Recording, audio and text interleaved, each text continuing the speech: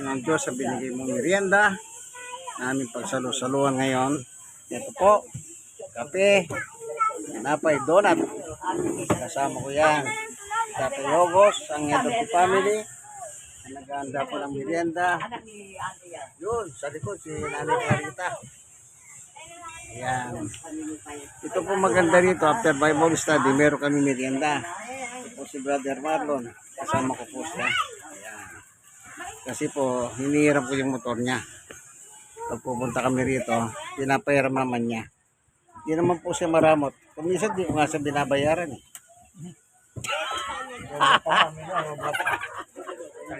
Ayan. Si Nanay Claring po. Siya po yung naghahanda ng merienda namin. Nanay Claring, oh, kaway-kaway ka. Ayan, kumakandidato siya. Yan. Maganda, di po ba? After ng pagkain ng kaluluwa, mayroong pagkain ng katawan lupa.